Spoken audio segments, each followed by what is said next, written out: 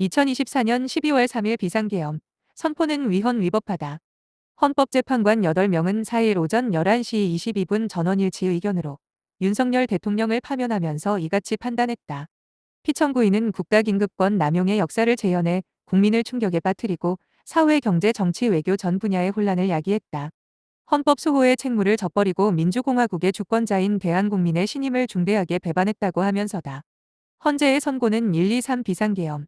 선포 약 4개월 만에 내려진 첫 사법적 판단이다. 헌재는 계엄 선포에 이은 포고령 2로 국회 군투입, 선관위 불법 압수, 법관 위치 추적 지시 등 5가지 탄핵 사유 모두 위헌 위법이라고 판단했다.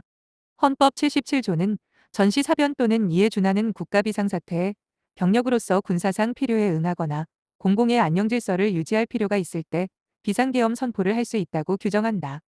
헌재는 그러나 피청구인은 헌법개헌법이 정한 위기 상황이 현실적으로 발생하였다고 볼 근거가 없었음에도 현저히 비합리적이거나 자의적인 판단으로 계엄을 선포했다고 계엄 선포의 실체적 요건을 충족하지 못했다고 판단했다.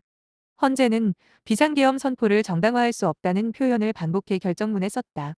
윤 대통령이 주장했던 간첩죄 조항이 개정되지 않았다거나 예산 감액 의결이 있었다거나 원전 대왕고래 프로젝트 등 사업 수행에 차질이 예상된다거나 자신과 다른 정치적 견해를 표시하거나 퇴진을 요구한다는 사유는 비상계엄 선포를 정당화할 수 없다고 못 박았다.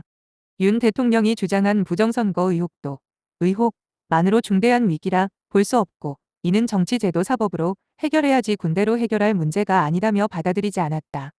윤 대통령이 이유로 든 더불어민주당의 출탄핵 등 야당의 전횡에 대해서도 선포 당시 국회가 발의한 22건 소추안 중 실제 진행 중이던 사건은 2개뿐이었다며 법률안은 제2호 국권 등을 행사할 수 있고 국회의 탄핵소추 입법 예산안 심의 등 권한 행사가 비상계엄을 선포할 만큼 중대한 위기 상황을 발생시켰다고 볼 수 없다고 봤다. 헌재는 비상계엄 선포 절차도 위법했다고 판단했다. 헌재는 국무회의 심의도 제대로 이뤄지지 않았고 계엄 선포문에 국무위원이 부서도 하지 않았으며 계엄의 이유 종료 시행 일시 지역 및 계엄 사령관을 공고하지도 않았다며 국회의 통고도 빠뜨렸다고 짚었다.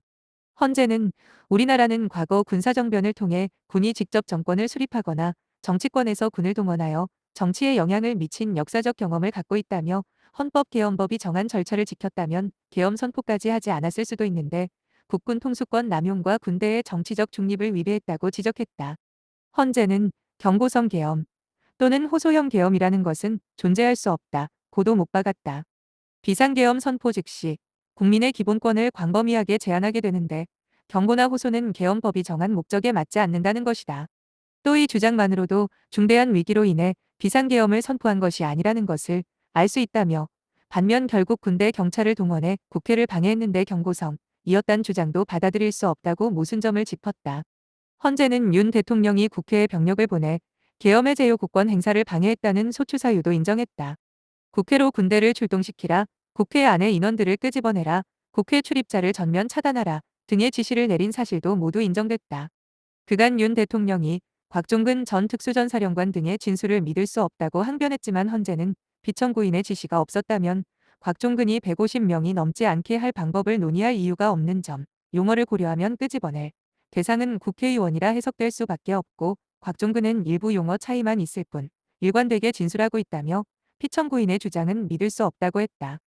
헌재는 국회의 계엄의 제요국권 정한 헌법 77조 위반, 국회의원 심의 의결권 및 불체포특권 침해, 정당활동 자유 침해라며 국군의 정치적 중립성 침해 및 헌법이 정한 국군 통수 의무도 위반했다고 판단했다. 가장 심하게 다퉜던 홍장원 전 국정원 1차장과 여인영 전 방첩사령관을 통해 주요 인사들에 대한 위치 확인 시도를 했다는 의혹도 피청구인은 처음부터 홍장원에게 계엄 상황에서 국군방첩사령부에 부여된 임무와 관련된 특별한 용건을 전하고자 한 것이라 봐야 한다며 모두 인정했다. 윤 대통령은 질서 유지 목적으로 병력을 보낸 거였다는 주장도 했으나 헌재는 대테러 작전을 하는 부대가 출동할 이유가 없으며 중과부적으로 원하는 결과가 되지 않았다는 주장을 봐도 단순 질서 유지 목적이 아니었다며 최상목 기재부장관이 받은 비상입법기구 관련 예산 편성, 쪽지를 봐도 단순히 질서 유지를 위한 병력 파견이었단 주장은 수긍하기 어렵다고 했다. 비상계엄 선포 직후 발표된 포고령 2로의 위헌성도 모두 인정됐다.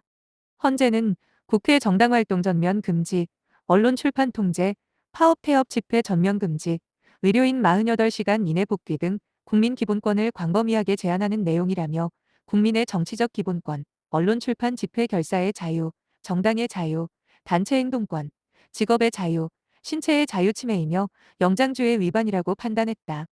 윤 대통령은 포고령은 김용현 전 국방부 장관이 썼고 자신은 야간 통행 금지 조항만 삭제했으며 형식적인 문서일 뿐이라고 주장했지만 이를 두고 헌재는 오히려 국민에게 불편을 줄 우려 등으로 야간 통금 조항을 삭제했다는 건 오히려 포고령이 실제로 집행되는 것을 용인한 것으로 볼 수 있다고 봤다. 중앙선거관리위원회에 병력을 보내 청사 내에 진입하게 하고 영장 없이 직원의 핸드폰을 압수한 것에 대해선 영장주의 위반, 선관위 독립성 침해가 인정됐다. 헌재는 선관위에 대한 영장 없는 압수는 계엄 하에서도 불가능한 것이라고 덧붙였다. 김명수 전 대법원장 및 권순일 전 대법관, 이재명 무죄준 판사 등 법관에 대한 위치 추적을 지시한 것도 이는 현직 법관에게 언제든 행정부에 체포될 수 있다는 압력을 받게 해 사법권 독립 침해라고 헌재는 판단했다.